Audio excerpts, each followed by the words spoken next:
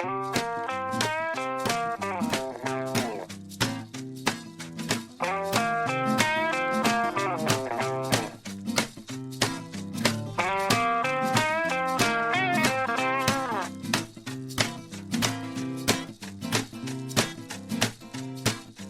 and welcome to I Can Do Better, Sustainability Stories with me, Emma-Jane Batey.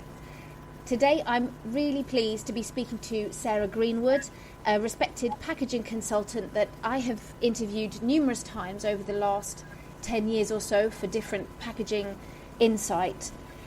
Sarah is dedicated to supporting brands and manufacturers in their sustainability progress, focusing on positive education, the understanding of the relationship between product development and packaging, with a particular respect for reducing food waste.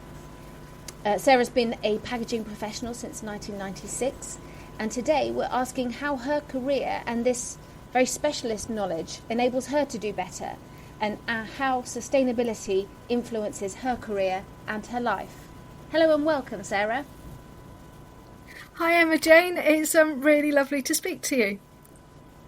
Thank you. My first question is, how has the general understanding of what sustainability means evolved during your 25-year career? Wow, that's an enormous question. And what I'm going to do is actually take you back a little bit further even to when I did my master's degree in polymer science. And I've always been in two minds about plastics because the actual science and technology behind them is amazing. So the molecular structure of polymers that make up plastics is fascinating from a chemistry and physics point of view.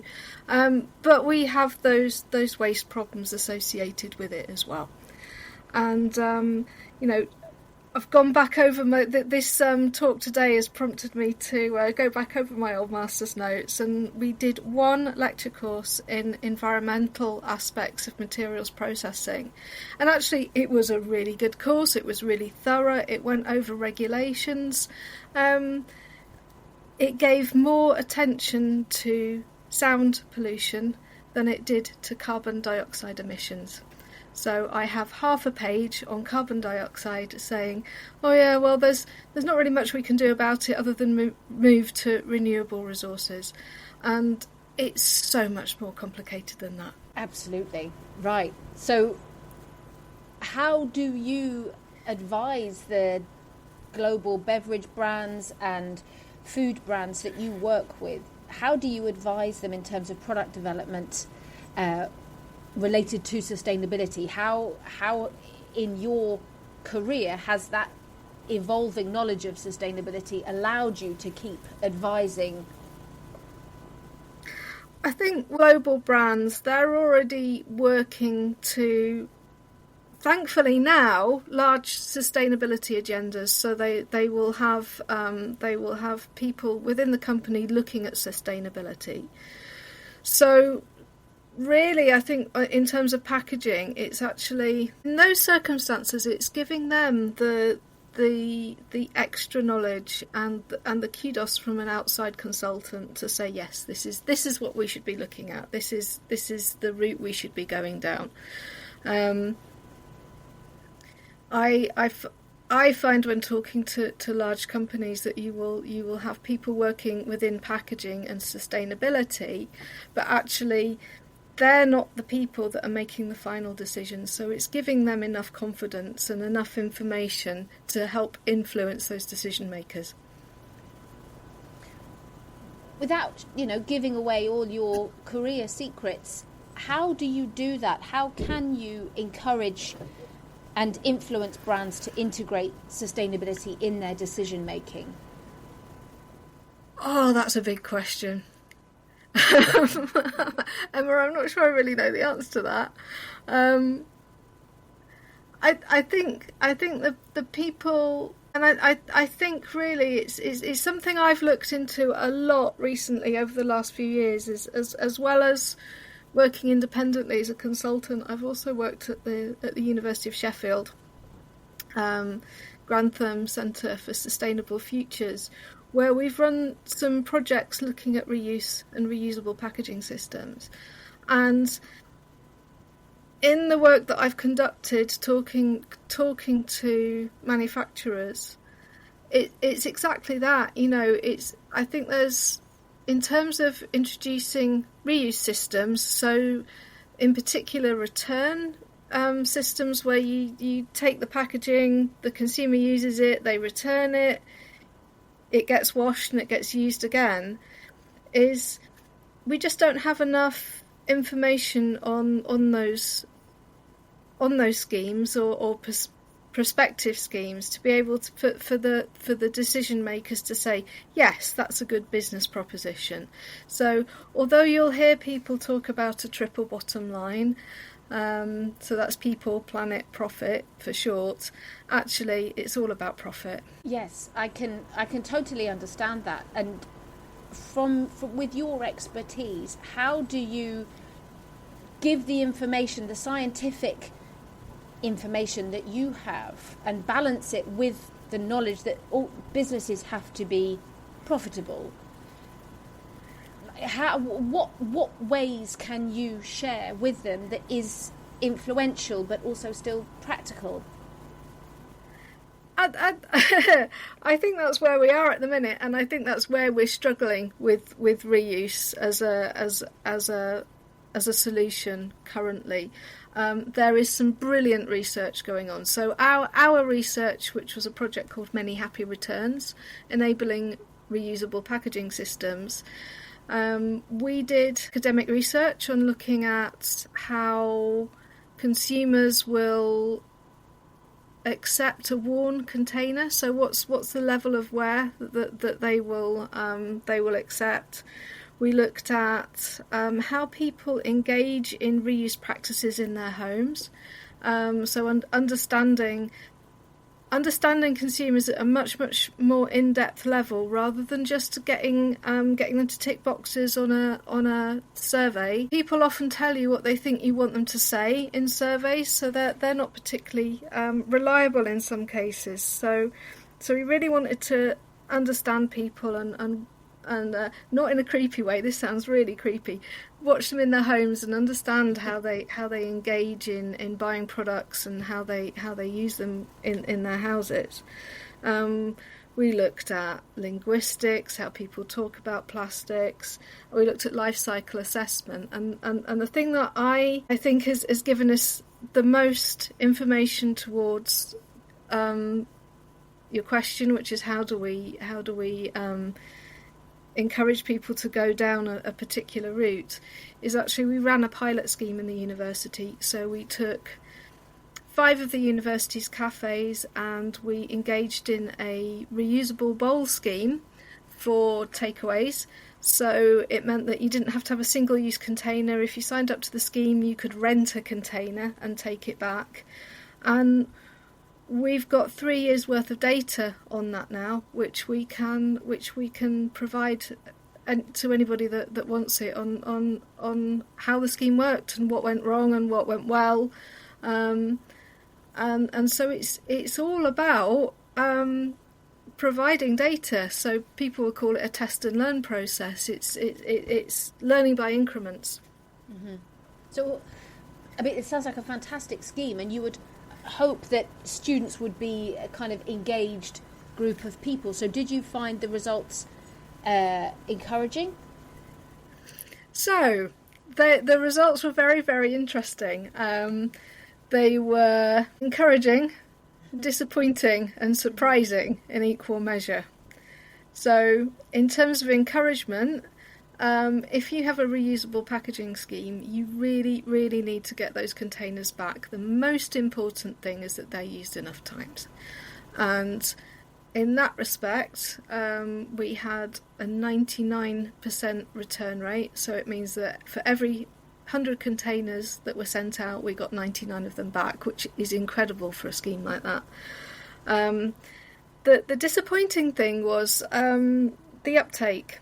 So we had, in the whole 3 years that we've been running the scheme, we've had 800 people sign up and use a container at least once.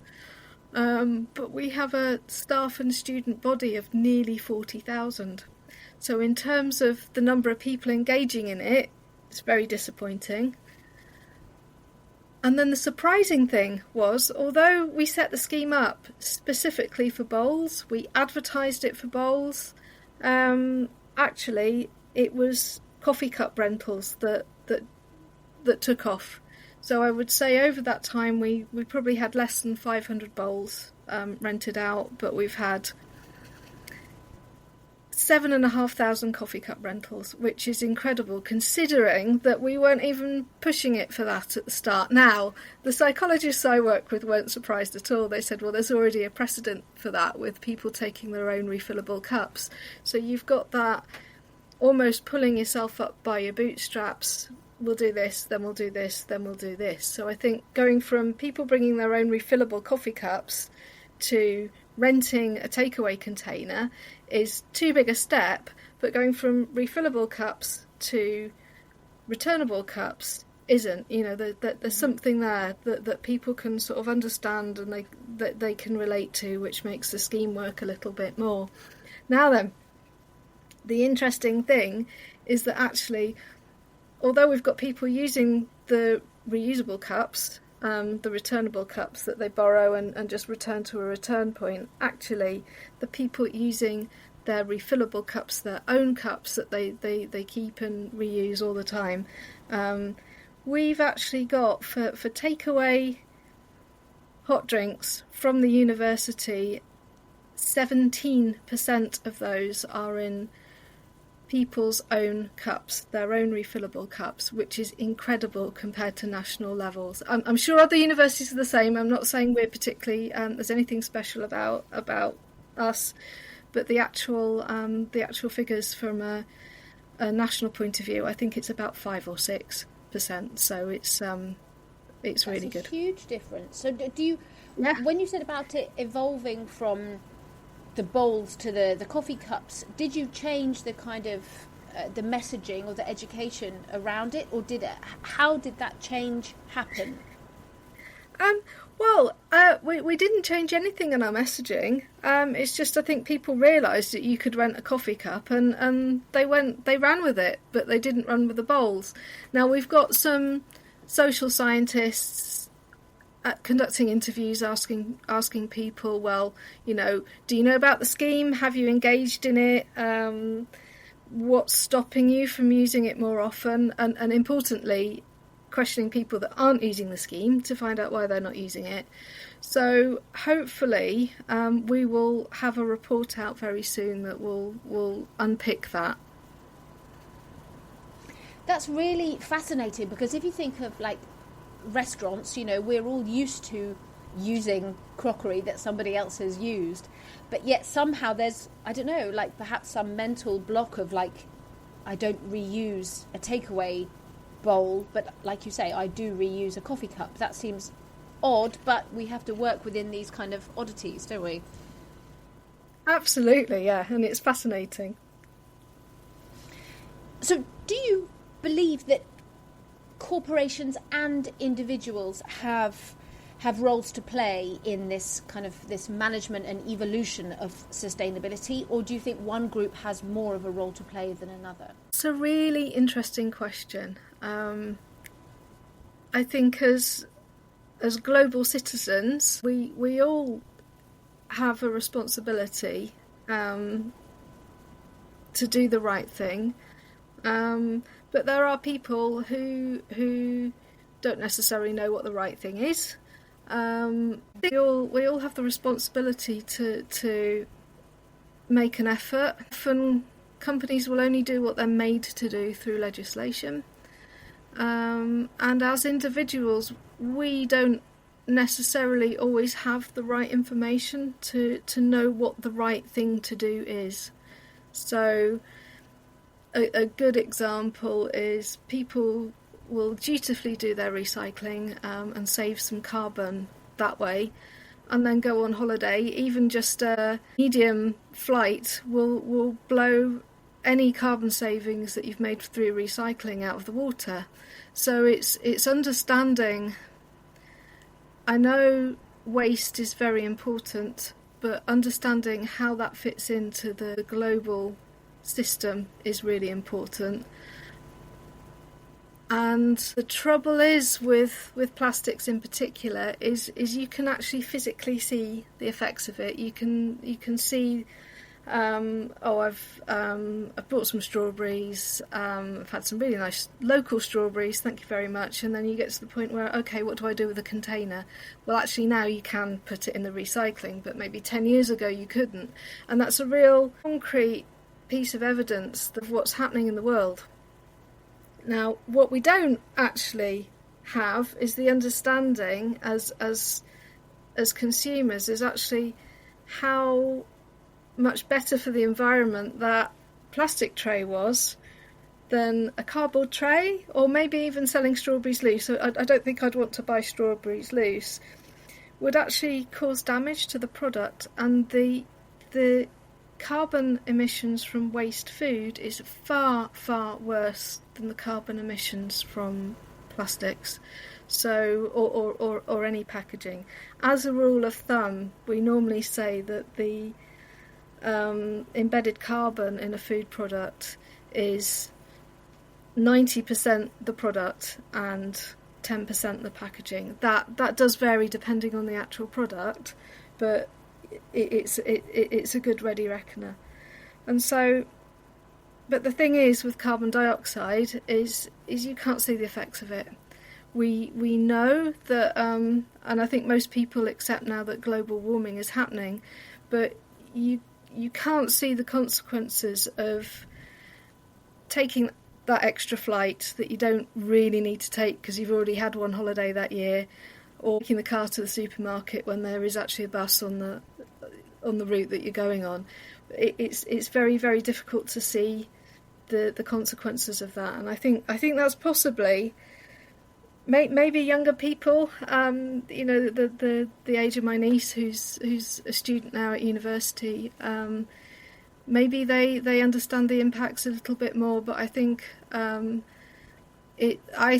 the real challenge we have is trying to understand our impact on carbon emissions. Yeah, absolutely. I think it's a very interesting point that different generations have a different and better or worse understanding of it, and also that kind of smoke and mirrors element of it. I've found some people around our kind of age might think because they've bought a reusable straw, it doesn't matter that they also went to Bali for Christmas. And children around my children's age, like 10 years old, see it more as that kind of incremental behaviour that is more of a holistic approach, which from our perspective makes far more sense. That leads me to my penultimate question, actually, which is clearly in your career there's been a huge evolution of sustainability where we started from with the kind of limited element of your initial degree, but now the understanding of sustainability is completely different. Where do you think that understanding will continue to evolve over the next decade or 2 decades even? It's really interesting, and I think we have, as a global community, we have targets to prevent the Earth from heating up as much as predicted if we carry on as normal. I would like to see everything that we do be done within those constraints. So there's a drive towards net zero, that we are serious about that rather than just signing up to voluntary commitments. We need to be particularly serious about it, and that will drive everything else. So what you might actually end up doing is, we know that in certain applications using plastic packaging is better than using alternative materials. So what you might find is that in terms of plastics packaging reduction, that might stall for a little while. I would like to see reuse being taken seriously. It's for reusable packaging systems to work, there needs a whole national, for the UK, a whole national infrastructure building. So it's understanding what needs to be doing that, and somebody I know who works very in very much detail in that industry. They're starting to look into that now. So I think in a few years' time we're going to have more information able to be able to push that forward. So yes, generally I'm hopeful that we will move forward, and we will have to do it out of necessity. Absolutely. Yes, thank you. Well, my final question to you then, Sarah, is obviously this is I Can Do Better. I would like to know how you use your expertise to do better in terms of sustainability in your life. Oh my word, what a question. So I've always been a little bit of a geek when it comes to this. So even when I was a teenager, I always used public transport when it would have been much, much easier for my mum and dad to give me a lift somewhere and pick me back. And I'm sure they would have been much happier about doing that as well. So I think it's being mindful about what you're doing, but without beating yourself up about it. So rather than turning vegetarian or vegan, is just cutting down on the amount of meat that you eat, being more mindful about that meat. So maybe if you're eating less, then maybe you can afford to buy it from a good source, or a higher welfare source. And not wasting stuff. We just buy so much stuff that we don't use and then waste it. And I know I am terrible with that for food. I'll buy stuff. I'll buy a head of celery and only need half of it. And actually planning to use it is the important thing. So just planning ahead and making sure that whatever perishable stuff I use, I don't waste. And I am terrible at this, so I think that's actually probably a bad example to finish with. Well, what would be something that you know that you do well that might be kind of encouraging for our I Can Do Better listeners? Oh my word. I think being mindful about travel. So not travelling, but being mindful about it. So I'm in a really fortunate position at the moment that when I go into work, that I live. My husband works in the same place, so we lift share every day. It would be better if we took the train. The train isn't very good at the moment, but they've just announced some levelling up funding, so hopefully the trains will be more frequent and take a shorter amount of time, so that's something to aim for in the future. And again, the last flight I took was to Barcelona for work.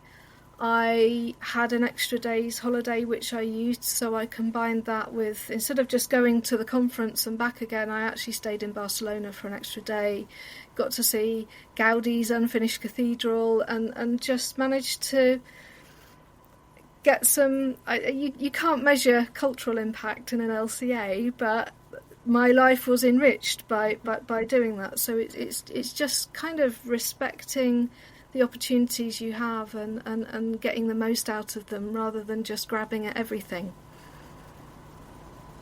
I think that sounds like a wonderful message of encouragement. So on that note, I shall say, Sarah, thank you so much for joining me today and being so interesting. You are exactly how I hoped you would be, so it's wonderful. Thank you ever so much, Sarah. I shall say goodbye and look forward to speaking to you again soon. It was lovely talking to you, Emma-Jane. Thank you. Bye-bye.